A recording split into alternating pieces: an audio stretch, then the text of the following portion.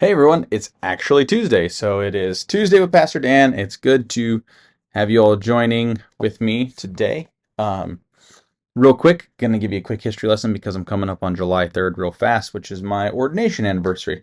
And this will be 14 years. Yeah, 14 years this July 3rd, um, of being ordained in the Presbyterian Church. And so process, you take some exams, blah, blah, blah. It's a long process. We're not going to do that. But one of the processes you go before the presbytery that you are both being ordained in or the one that you are taking your church in, and they ask you some questions. They examine you.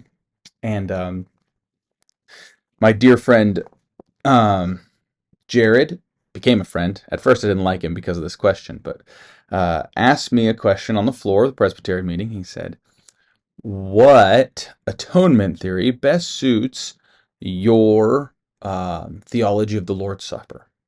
Yeah, that super awesome, fun question. Uh, and I was like, really? I'm fresh out of seminary. Thankfully, I was fresh out of seminary. And what came to mind was atonement theory called Christus Victor. Christus Victor is essentially that Christ is victorious over all. Christ is especially victorious over our sin and our death. In his crucifixion, death, and resurrection, um, he is victorious over all. Barth would say, Karl Barth, which we're going to talk about in a minute, would say that he, in that sacrificial death and all of that, is an indefinite yes to humanity.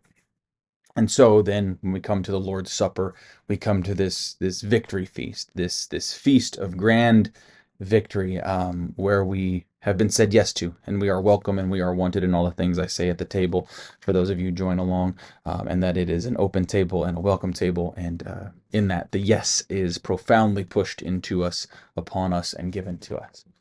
Um, and I just kind of suddenly thought about that moment as I was reading Breakfast with Bart by Donald McKim, a devotion book.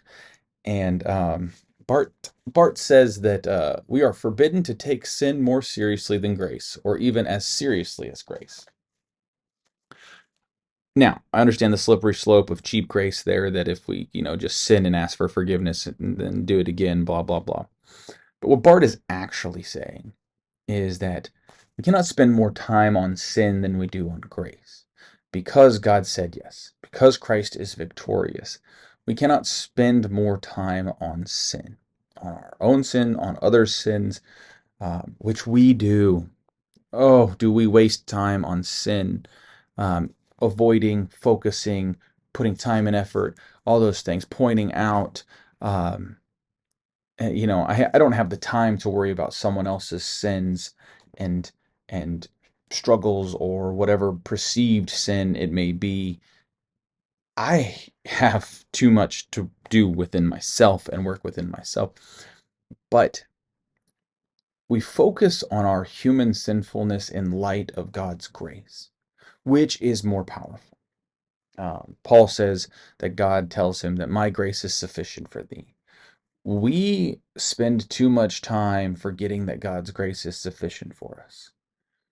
We spend too much time living in a world of unforgivableness, unlovableness, unwelcomeness, those things. And then we become those things because we believe that about ourselves, we believe that about our God.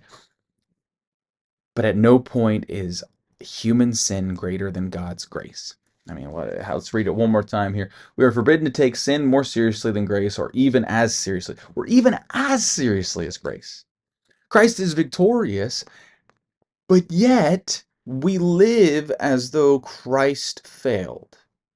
We live as though sin remains as the biggest thing, and we point it out and we struggle, and especially we point it out. We love to point because pointing or judging or condemning is often confession. Why do we take it more serious than grace? Why do we not be the people who try?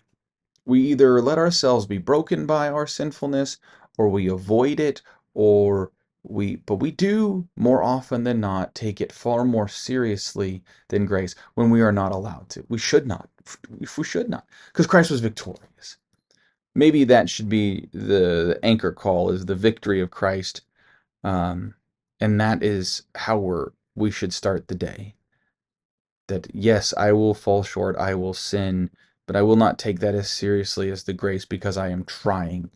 I am struggling and working towards it, and so are others. And so are others alongside me, and others I don't even know. Let us not dare to take sin as even close to serious as grace, but deal with sin in light of God's graceful, victorious sacrifice. You know, be blessed. Look forward to seeing you soon.